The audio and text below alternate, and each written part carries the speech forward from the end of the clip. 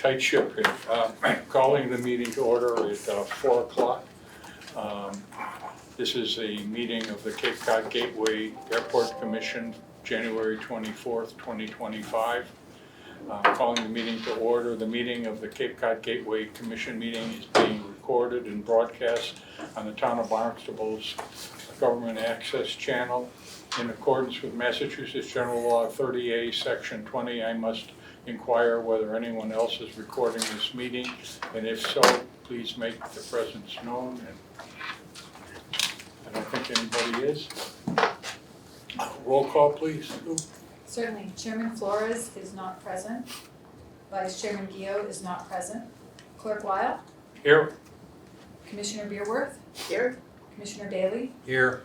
Commissioner DeGeorge is not present. Commissioner Melo? Here. And Yarmouth Rep. Christine Brio. Present. We do have a quorum this afternoon. Okay. I'd like to do the Pledge of Allegiance. Pledge allegiance to the flag of the United States of America, to the republic for which it stands, one nation, under God, indivisible, with liberty and justice for all.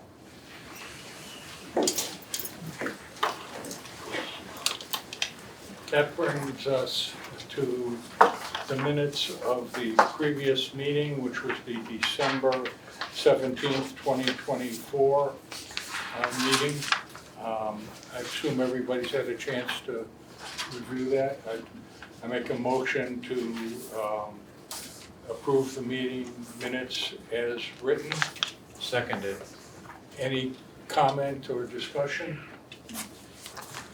Hearing now, all in favor? Aye. Unanimous. Public comment? Hearing none, we move the Commission's response to public comment. Since there is none, we don't need to discuss that. We're moving to the section on subcommittee reports, and I'll do the Finance Subcommittee report. The meeting was held on January 7th at 8:30 a.m. via Zoom. Commissioners Weil, Bailey, and Gio were here. It was done again by Zoom. There was no old business. We reviewed FIN 0125, review and approve the travel approval letter for the airport staff. That's going to be discussed at this meeting, so I won't go into too much detail other than to say we had some discussion about the letter as it was presented with some suggested changes that were made by Mark, and we've reviewed that, and those changes have been included in the letter that will be submitted.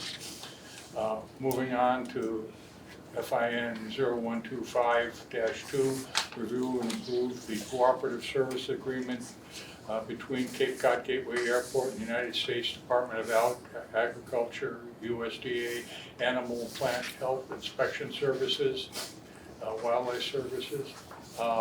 That will be discussed at this meeting. We had updates that will be discussed at this meeting, so I won't spend time on it. It was a pretty quick meeting, and we adjourned the meeting at 8:54 a.m. Any questions? That moves us to the infrastructure and marketing. Do you have notes on that at all? We had no, we did not meet. You did not meet? Okay.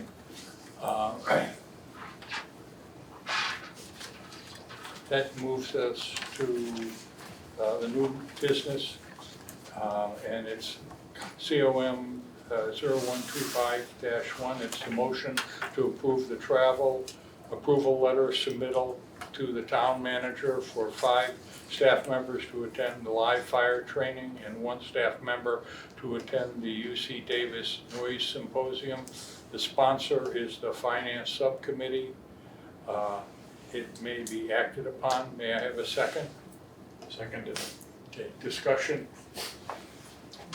Whoever it is. Matt will be providing discussion. Sure. So at the request of the town manager, airport management was asked to supply travel approval letters for various conferences, seminars, and training for airport staff. The fiscal year 25 budget approved funding for various training and conferences to ensure that staff is properly trained to implement all aspects of their jobs, to meet federal certification criteria, and to meet strategic plan goals.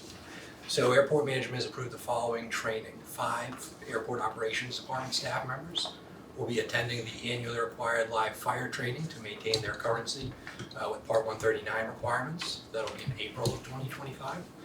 The training is conducted at the New Hampshire Fire Academy in Concord, New Hampshire. And the total cost for those 5 to attend is $5,650. We'll have 1 administration department staff member, Christina Lounsbury, attending the UC Davis Noise Symposium in March of 2025. The Noise Symposium is in Las Vegas, Nevada, and attendees will include FAA representatives, airport personnel, and members of the public. Total cost for that training is $2,170. And as Norm mentioned, I provided the revised travel letter, which included modifications to the opening paragraph based on the request of the Finance Subcommittee. So the request is that the Airport Commission approve this item. Happy to answer any questions. Any discussion? All in favor? Aye. Moving on to the next item of new business, which is COM 0125-2, review and approve the cooperative service agreement signed between Cape Cod Gateway Airport and the United States Department of Agriculture, Animal and Plant Health Inspection Services and Wildlife Services. And the motion is to approve a 3-year cooperative service agreement between Cape Cod Gateway Airport and the United States Department of Agriculture, USDA Animal and Plant Health Inspection Services, Wildlife Services, for wildlife damage management, to include annual wildlife training program for the staff and wildlife services agreement effective July 1, 2025. The sponsor is the Finance Subcommittee. May I have a second? Seconded. I'll turn that over for discussion. All right, thank you. So the purpose of this cooperative service agreement and training agreement with the USDA is to cooperate in a wildlife damage management program to reduce the potential hazard to human health and safety, damage to aircraft, public and private property associated with wildlife strikes at the airport. This type of agreement helps the airport meet the actions and procedures of our Part 139 wildlife hazard management plan. So there are 2 components. There's an annual wildlife training program for staff who have responsibilities in this area, as well as the wildlife service agreement, which includes USDA staff coming out to support our wildlife control operations here. The agreement terms are identical to the terms of our existing contract with USDA, with the exceptions being a 2% increase in cost for training and a 5% increase in cost for the wildlife services agreement. So our request is that the Airport Commission approve this item, and I'm happy to answer any questions about it. Any questions or comments? This is something that we do every 3 years, and we've been using this service regularly. Yes, so it's a 3-year agreement. This will be our third in the agreement. USDA staff come out every November to provide training for our staff. They provide training on wildlife, on management techniques, and safety. And then they're here over the course through their cooperative service agreement roughly every other week over the course of the calendar year. And they'll mix in some night visits, some will be during the day. And the idea is they're there to support our staff, our operations staff, do wildlife surveys constantly. And so they would come in to support those operations throughout the year. I'm just curious, do we get a copy of the surveys? I was curious to know if it's focused mainly on birds or if you're also looking at coyotes and. So we look at any wildlife. Our staff log each time they go out there, so we do that a minimum of 3 times a day, and then more if there are, say, gulls around because it's raining and earthworms are coming out, there'll be gulls around there. So we keep logs of that at the airport. They come in, USDA, to support what we're doing. So if it's the rainy season and we're looking at birds, they are this time of year, coyotes are prevalent, they tend to dig under fences. So we generally will find the dig outs, we call them, under the fence, which our maintenance team is quick to repair. And then we would look to identify where the coyotes are and ideally move them back to the fence line and out through their dig out. But they would look at both. So,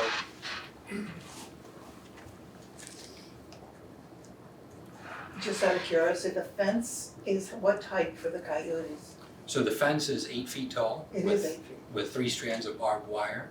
And one of the things that, based on guidance from our FAA inspectors, we'll look to do in the future, had not previously been a technique used, is to add skirting to the fence. So in future projects where we do impact the fence line, Yes. part of that will be not just having the 8 foot of chain link with a top bar and a bottom bar that's coated in vinyl to make it last longer, but it'll actually be a 2 or 3 foot section that goes down into the ground and out at an angle to prevent the dig outs from coming in.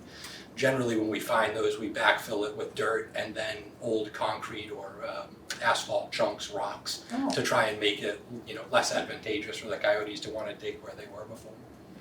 Interesting. And I'll just add that the program that we have with USDA, it's very helpful because whenever our team has questions, they can go to the scientists that usually come out to our airport and ask any questions that they may have, especially when there's different migration of different animals.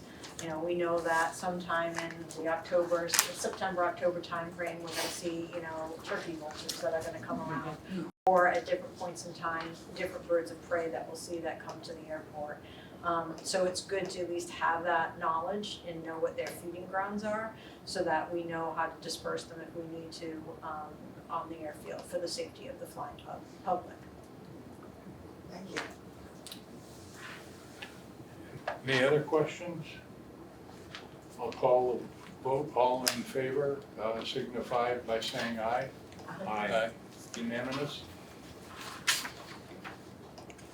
That moves on to reports and special committees, starting out with Christina, the quarterly noise report. Thank you. So in addition, in your packet, you will also have the year-end noise report. So a lot of this will be redundant from one to the other because we're at the end of the year. So first we're looking at October, November, and December of 2024. In October, we had one complainant in Hyannis, 2 from Yarmouth with 2 complainants. The month of November, we had 1 from Centerville, and during the month of December, we did not have any calls. So this again gives us the end of the year. We've got, looking down here, we've got 2023. So we're up about 8 complaints, but to be expected because we're having more traffic. Moving on, calls by area. So this, we break it down to where the calls are coming from. It has the total of the calls. The largest is from the town of Yarmouth, and then the second would be the Centerville area. Followed by Hyannis, Barnstable, and we did have one from the town of Dennis. So another thing that we were looking at and the commission suggested, great suggestion that we kind of highlight, is when we look at our calls by hours, highlighting where our voluntary noise abatement flight currently is. So in this, you can see in the gray area where it is, but not that we want, complaints at all because we want everyone to be happy, but until then, making sure that they're during the waking hours. So between 6 o'clock in the morning and 10 o'clock at night, that's where we had the bulk. We had 65 of our total 70 noise complaints. We break this up in a certain way, and I'll go over that because I know sometimes people look at it like, how do you break that up? Well, we look at, obviously, our curfew hours from 10 o'clock at night to 6 o'clock in the morning. Additionally, I break it down, so from midnight until 5 o'clock in the morning, 4:59, we find that is, anytime we have an operation in that, it's the most disruptive. Pretty much everybody is sleeping other than wonderful people that work then. So that's where we look to keep as much, anytime I get a call from somebody and they need to come in, I ask if you can avoid at the minimum midnight to 4. Looking at 5 o'clock to 6 o'clock in the morning, 6 o'clock, that time frame, we have people getting up, but we still wanna limit our operations. So for instance, Cape Air limits their operations in that voluntarily. Back a bunch of years ago, we had a committee that worked with them. We had a lot of flights in the 4 o'clock hour, sometimes even in the late 3 o'clock hour. Cape Air, and along with Island Airlines that's no longer here, worked and said, hey, we're gonna do our best to have nothing then. They don't have to, we're public use for 24 hours. But being a good neighbor, they try to limit anything between 5 o'clock in the morning and 6 o'clock. So what you would see is maybe some repositions, and sometimes private aircraft. Between 6 and 8, even though this is mostly a waking hour, these 2 hours, we sometimes hear from the public that for them it's still an early morning. So that's why I kind of break it up with that. Of course, 8:01 to 10 o'clock at night, those again during our core hours of people being up in our outside our voluntary noise abatement hours. And then between 10 o'clock at night, 10:01 and 11:59, I broke that as well. So again, those hours, some people are sleeping, some people aren't, so it can be either. So that's kind of where I break it up like that, so we can see what people are concerned with and when they're concerned. And again, I see it as a really positive trend that almost all of our noise complaints come from normal waking hours. Yeah, in the 58, is there another grouping in there where is it spread out among those hours, or is it? So we get them anywhere, if you even looking back to 6 o'clock in the morning, it spans all of those hours. So we get morning ones, we get afternoon ones, we get evening ones, it spreads across. I mean, I'm looking at that and I'm saying, well, is in that chunk, is that in the noon to 2 o'clock in the afternoon when we have the larger commercial jets coming in here, or is it just spread out over? It's spread out, anywhere from 8 o'clock in the morning all the way up till 10 o'clock at night, different flights, depending on what we have, private aircraft, our scheduled aircraft is obviously in the middle of the day, so there's a good chunk in there as well. Thank you. So, Just out of curiosity, how many of these, do you get multiple complaints on the same aircraft, on the same flight? yes, we do, there are times when we have it, for instance, something we'll see that's kind of anecdotal, if we have a med flight and we'll have a couple of people call, or if we have something that comes in the early morning hours, or if we have people in the same area and we have low cloud cover, sometimes the noise is louder, it reverberates between the ground and the clouds, and so we'll hear from an area, 1 or 2 people, absolutely.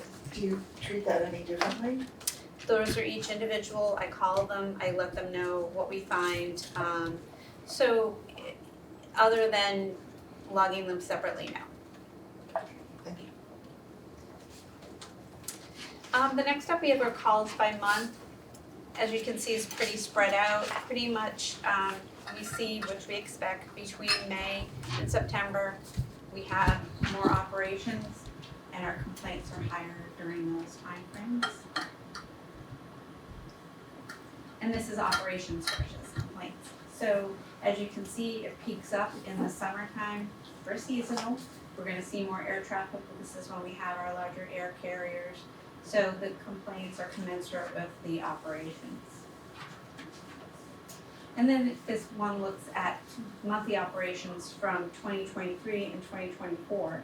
And if you notice when you look a little bit closer at that, we did have an 18% increase in our operations, roughly around 10,000 more operations. The highest one, if you can see, was in August.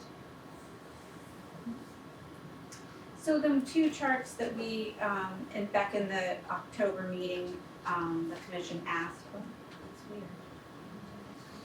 Yeah, because it didn't come like, sorry. it didn't come up like that in your report when you gave it to No, us. sorry, in my report it's got the actual information, but I'm guessing to see if everyone can guess what the numbers are. So I'll let you know. So disturbances by operations, one of the things that the commission suggested was, what are we looking at? What are the commercial versus GA? So for end of year, we don't have a total because we started in the third and fourth quarter. So for the third and fourth quarter, commercial 13 complaints, and for general aviation 25. So that includes private jets, it includes charter aircraft, it includes aircraft for recreation. Let's see if it does it. Oh, Strange. darn, I'm sorry, I don't know why it's doing that, but so when it comes to the last one we're looking at, this is by engine type. So for jet, that one's 21. That's gonna include not only private, but obviously our air carriers. Piston, we had 9, and turboprop 8. So for piston, we're looking at the 402s, the Cape Technams, the Beechcraft Bonanzas, and the turboprops we get King Air and Polaris. And again, we're gonna be tracking that throughout the year. We didn't start until the third quarter, so we only have third and fourth on this. Also in your report, you do have the names and information on the specific complaints that we do provide, as well as we also have the year-end report. What, I don't know whether you could do it or not, but it'd be really interesting for me if on the jet traffic, if you were able to specify if they were stage 3, 4, or 5 aircraft. Because the noise is exponential, and particularly since we're talking about expanding the airport. Thank you. It's a little surprising to me in some ways. I mean, obviously, the jets are bigger. 402s are pretty noisy airplanes. And we, in the Aero Club, we have a new airplane and a old airplane with a new engine. And both of those engines are a lot quieter, believe it or not, than the ones that, our old 172 was deafening, but I would have expected more complaints about those. And they don't climb as fast either, so, but. And when I do hear about, like, say, the piston engines, that's exactly what I hear. Or with the jets, it tends to be any of the neighborhoods that are close to the airport. So it just depends. And of course, we had American Airlines, that's 2 additional flights a day, so that's gonna have an uptick with that as well. Thank you. Any other questions? Then moving on, Yarmouth representative. I just thank you for the noise report. I do get feedback from people feeling as if they don't call anymore because they just feel like nothing's changing. And I think that's, been a long-term concern.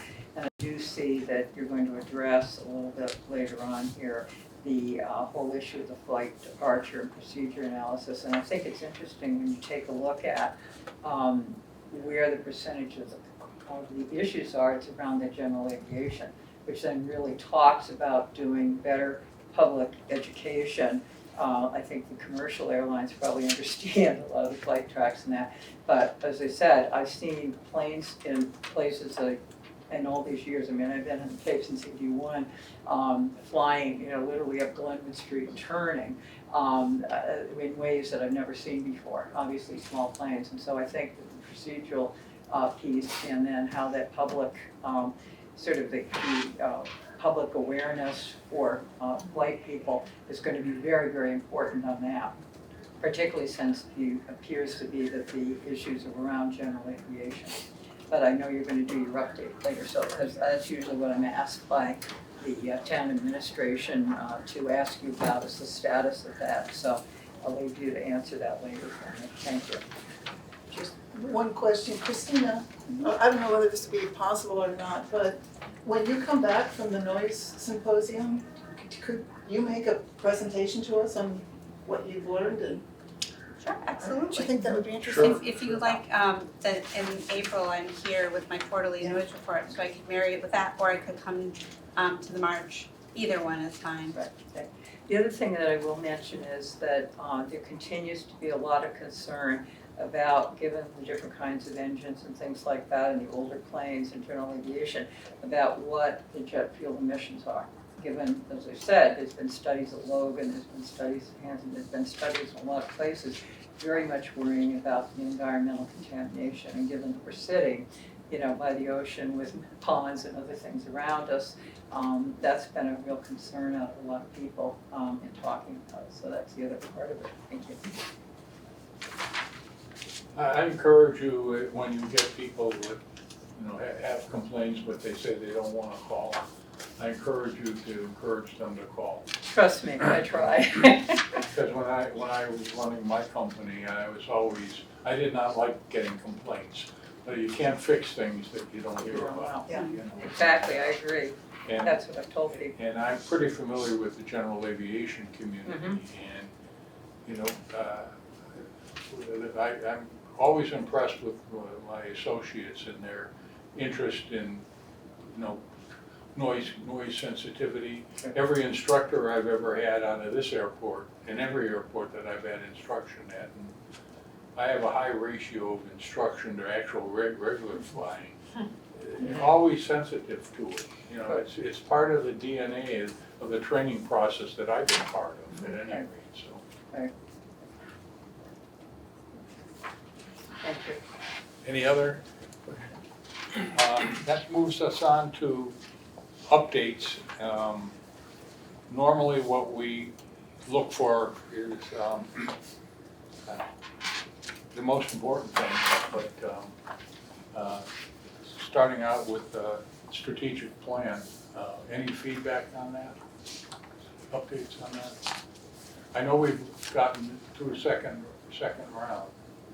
Right, so the feedback on draft 2 was due to Commissioner Geo by the 16th.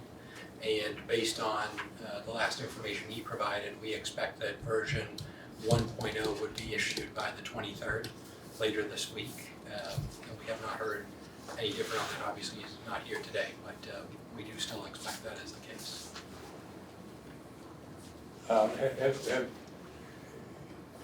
Have you had any training or input into any of the tools that he's been using so that you have a capability of taking over some of the maintenance of it and enhancement of it? I reviewed the drafts that came up and provided feedback on items, but that's been other than being involved with the process here of sessions. I will talk to him about it. Carry on. Okay. For an airline update, for American Airlines, so still expanding service to Philadelphia and Chicago this upcoming season. And airport management has been working on some marketing efforts to help promote that, to look to see similar success with those routes that we saw with New York and with Washington, D.C. this year. For JetBlue, we're working on the modified lease for the terminal. 2025 will be their 12th season here. Cape Air continues with a more robust winter schedule, including flights to JFK, and that'll go right into February. And with Breeze, some discussions there about potentially joining the airport in the future, and that's really where we are on airlines for right now. Any questions on airlines? My Vero Beach friends are particularly interested in that. They call me regularly. The other thing that I will add to the American Airlines, we have an upcoming meeting on the 27th with the marketing manager for Philadelphia Airport, so that we can kind of join forces to see how they're going to market the flights coming to Hyannis and how we can market the flights going out of Hyannis to Philadelphia.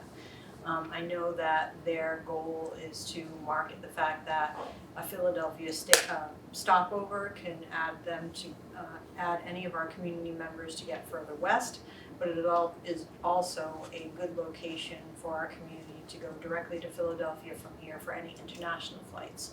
And so that's kind of the piece that he wants to market for us marketing that to go to Philadelphia, and they will market for people to take vacation and come see the Cape on their side of things. Question on that, are you going out, I would think that people coming into the Cape for tours, the flights are only a couple of days a week, so it would be good if they knew so they can design their tours. So are you speaking of the tours that come Coming really in into the Cape. Right, but the tours that are shoulder season tours that you're talking about, which are common for our September and October, or are you talking about tours in general throughout the season? Either one's fine. Either way.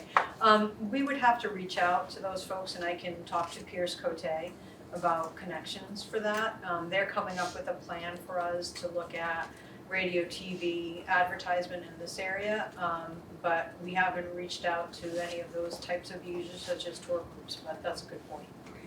Thanks. All right, electric aviation up next. So first is Beta, and airport management met with Beta on Friday the 17th to discuss the implementation of a charger here at the airport for electric aircraft. We've been working with them on development of a charger over on the east side, near our maintenance and operations building.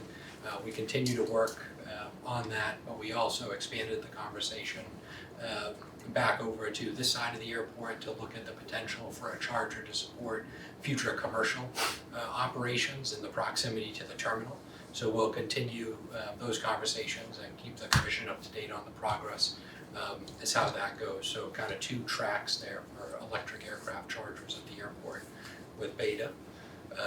We're working to set up a meeting with Archer in the near future here to talk about the regional aspect with us here at Cape Cod Gateway Airport, Nantucket, Martha's Vineyard, New Bedford, and the potential to have them involved with electric aviation in this area. In terms of our smart grid program, the design work continues on that project. We did have a team from MassDOT Aeronautics here earlier this month to complete some drone imagery and survey of the facility to help inform and support those design efforts. So they continue, MassDOT Aeronautics continues to push that project forward. The EV make-ready charging stations, we're working with the town of Barnstable on that, and Sean Hogan, the environmental sustainability manager for the town, is pushing that project with Eversource. It looks like we can expect chargers for the main parking lot here at the terminal in the late spring, early summer time frame, which will be great. And the CIP 2025 charging stations, I mentioned that before with Beta, those will be the charging stations on the terminal apron here to support aircraft here and potentially vehicles on the outside of the fence. So that's electric aviation, and we'll transition to project updates, and for the first two, I'll ask Chris to give a brief update on those for you. Awesome, thank you, Matt. First project I'll talk about is the tower HVAC project. So for the main project itself, we put that in a redesign phase. We've received the redesign plans and specs that's under review currently. Once those have been reviewed, we'll work with the town procurement office to get that project rebid. The other piece of that is the owner's project manager. We're under fee negotiations with the firm we've selected. It kind of goes hand in hand. The new plans and specs need to get over to that firm so they can review it, and that'll help us with the fee negotiations. So that's where we stand on that project, with an expectation of putting it back out for bid middle of February for that.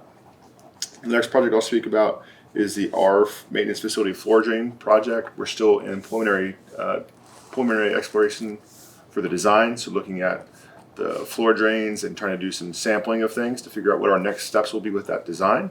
We're working with Horsley Witten Group and some others to get that all figured out. So any questions on the tower HVAC or the floor drain projects?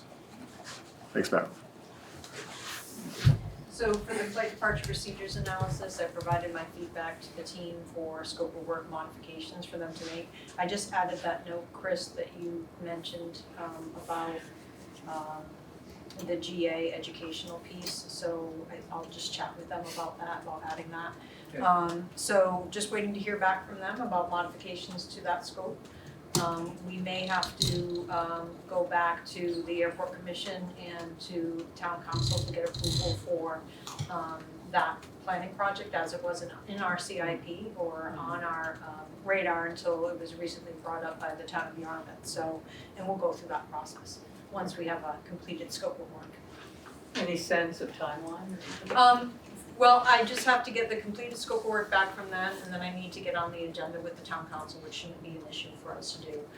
First step will be to come to the airport commission for approval of that contract, and then we'll go to town council to ask for additional funds to be placed in for that project. So any sense of when the scope come in? I hope to get that by the end of this week. Okay, thank Yeah. you. There was I know I became aware of something that isn't discussed here, but the elevator project. I don't know what the commission knows about the problem with the elevator, but we should probably get an update on what happened and what's going on.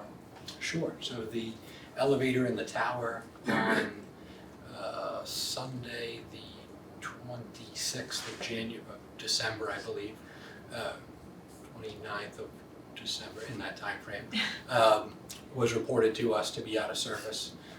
We had our elevator vendor here that afternoon on the Sunday working on it. Usually those things are resolved fairly quickly. They worked on it that week, the Sunday, and then 2 other days that week.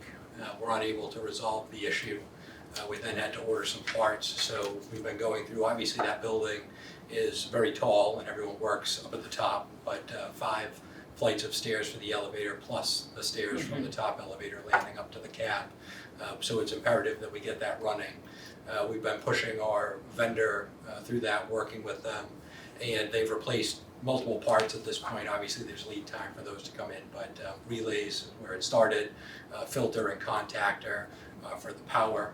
They were here most recently today, actually the business owner, the service manager, and 2 of their technicians were here. We met over in the elevator. At this point, we're looking for them to either be back tomorrow or the next day with a motor controller that'll go into the motor.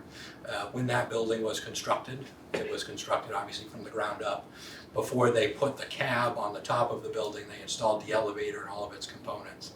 They included access points in the top of the elevator core and then in the stairwell going up to the tower cab to access the motor and all of the operating components above the elevator in the elevator shaft. But that elevator motor was installed before the top of the building was put on. It's about a 1,200 pound motor. Hopefully this next repair is what solves the issue. If not, it will be a sizable effort because that'll be a structural project to be able to go into the building and remove that motor and the associated equipment and replace it. You know, with the lead time of getting parts in and working with our vendor to get scheduled, it has been frustrating.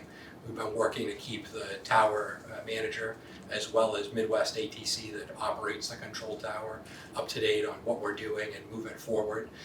It's been a consistent item for multiple members of staff each day since that happened to continue to push this, and we'll continue pushing right along to have it resolved. But at this point, we're hopeful that the motor controller will resolve it. If not, then we likely will have to develop, and the vendor is working on the plan for this, an effort to be able to go in and do structural work to that building to install new components for that, remove the old components. If that is the case, then we would likely need to have funding for that, or we would come back to the commission and go through the town council process that Katie mentioned for funding.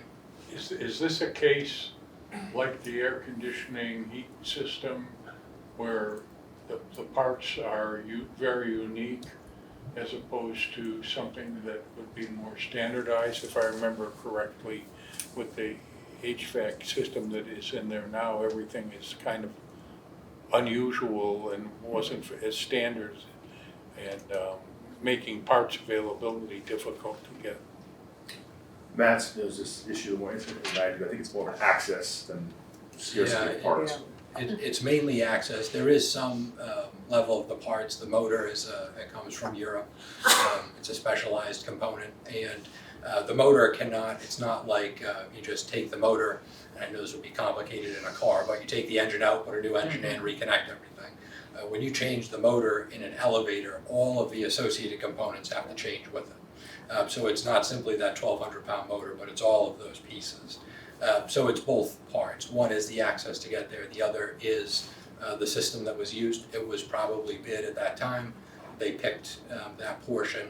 The controls that actually operate the elevator, we've learned more about elevators in the last couple of weeks than ever before. That company is from California. They're in business. We've talked to them multiple times. The items that we have there are still standard items. They've obviously been upgraded and updated over time, but the pieces that we use are still normal components. The motor itself and that elevator seems to be a little more specialized than those control components. It's kind of the two parts, electronic controls, and then the motor, that motor controller I was talking about is in the motor housing. So that does appear to be a little bit more specialized, but again, that was built as they were constructing the building before the top of the building was lifted into place. So when you look at that tower, at the top of the building, that entire piece was installed at once. And so all the elevator pieces were built with crane access at that point while there was no top of it. That will make it very challenging to replace it. The vendor has gone to great lengths to identify any potential area where there might be a part or a component that could be changed and tried differently. We thought we had exhausted everything late last week. They went back, looked further into it, found more information, and pursued other leads that got us today to that controller element. So hopefully that will resolve it, but it continues to be really the highest priority that we're working on getting that restored. I do want to say, I want to commend both Matt and Chris for their response to this.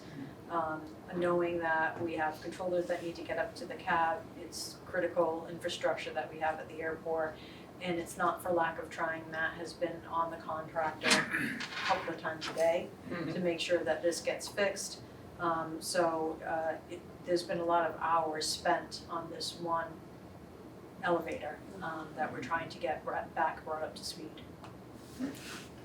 Well, I was made aware of the problem and more from a complaining point of view than anything else. And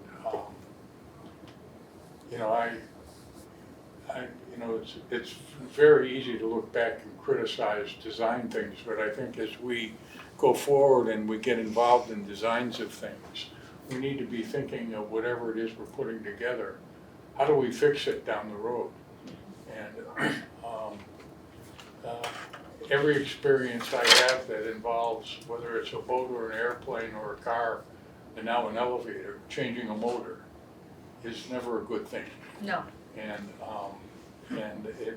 it sounds like it's a good thing, but all the things connected to it that don't fit anymore is pretty nerve-wracking. And so it's part of our philosophy when we're designing things and we have our consultants that are involved in it, we need to lean on them for their expertise to, if this is a critical part, how do we get to it without tearing the tower down, kind of thing.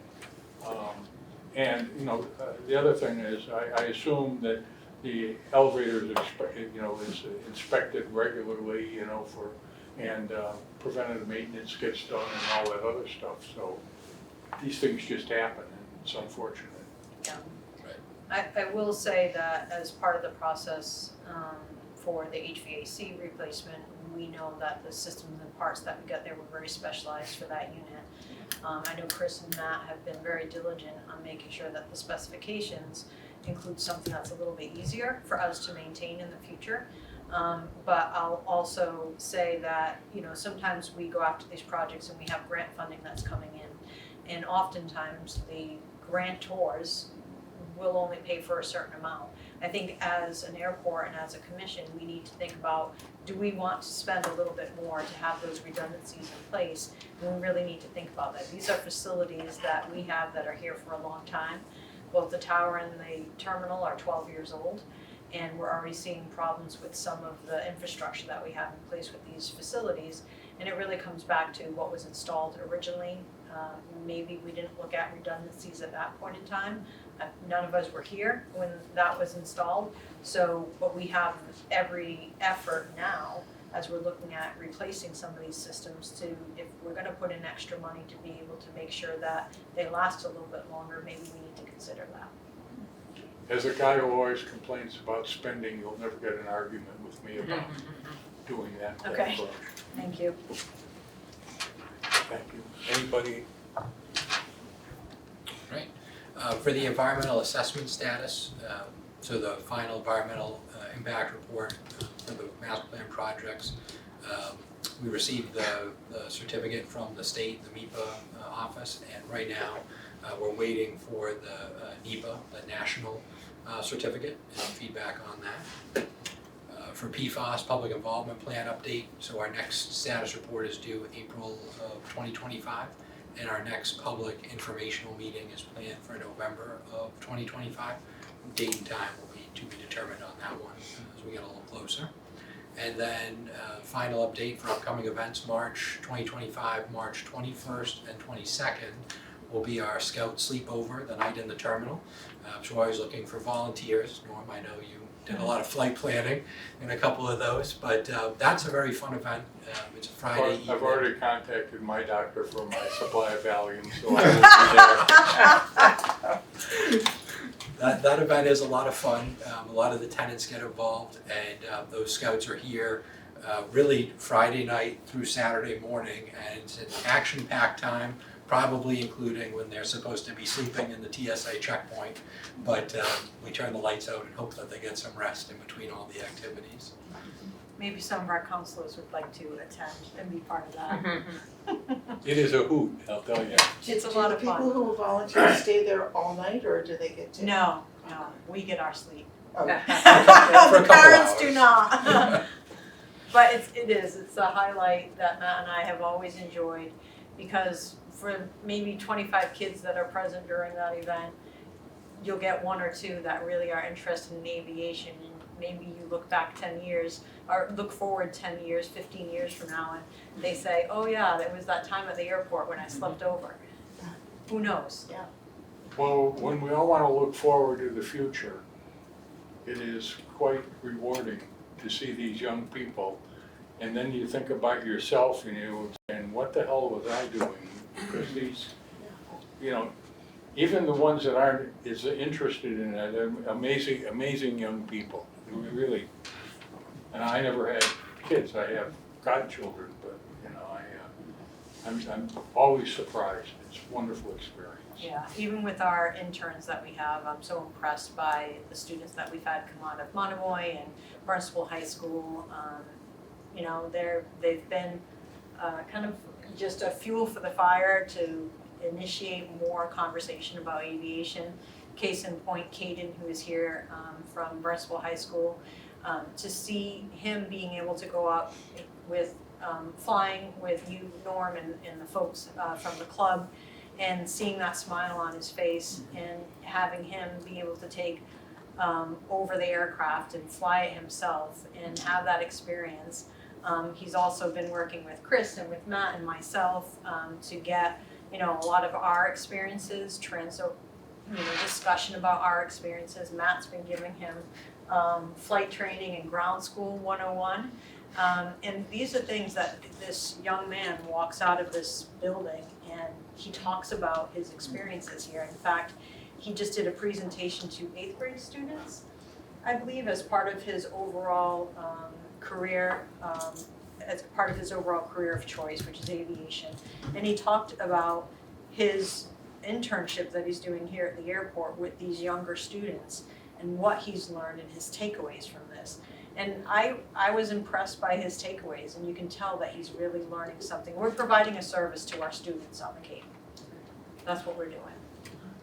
When do you select the next intern in July. July? So, and when are they supposed to submit their? So we notify the schools that they have to submit paperwork to the airport management by July 1. So that gives the schools time for them to get their ducks in a row before they leave school at the end of June.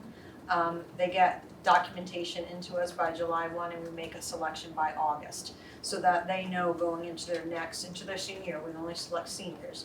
They know going into senior year that this is on their schedule. Actually, I had a question. Sure.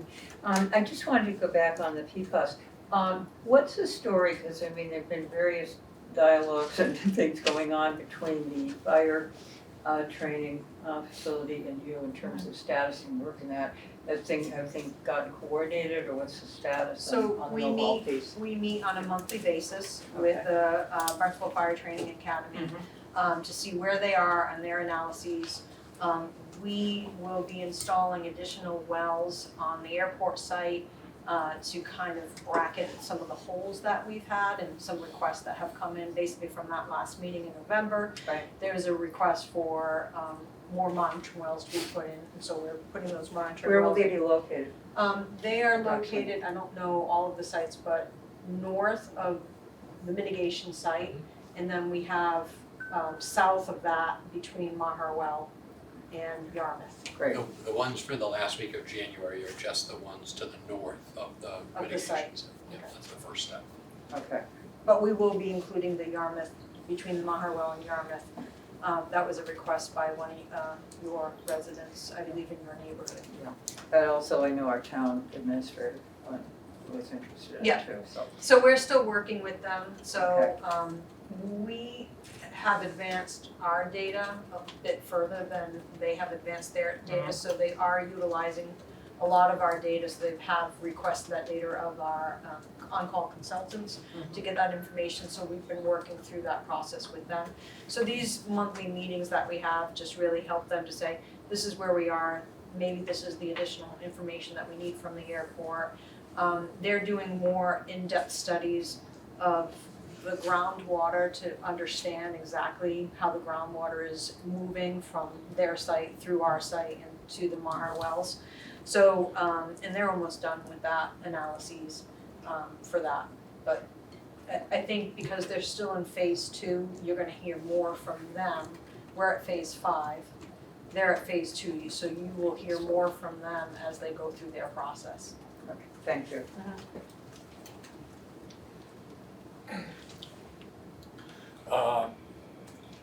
On to item 11, announcement, commissioners have any comments, anything they'd like to share? I had one, just out of curiosity, on the EV charging stations, how many stations are we getting, and are they just in the short term? I'm assuming they're just in the short term parking, because I don't know how you'd handle charging stations in the long term. So right now, we haven't identified the exact location that they would be. We talked about putting them in the employee lot, but making that lot open and available for them to get in. Now that we will be using some of that lot for a temporary tent to house post TSA screening of passengers due to our increases in flights, that's gonna change a little bit. So we have to talk about those locations, where those locations would be. Even if it were inside the main terminal parking lot, they would still be paying for parking, but we haven't come up with a reduced rate to see if you come in with your EV, you pay for your charging, yes, but would you get a reduced rate because you're using the EV card? That hasn't come up yet. That's something we have to talk to the marketing and infrastructure subcommittee.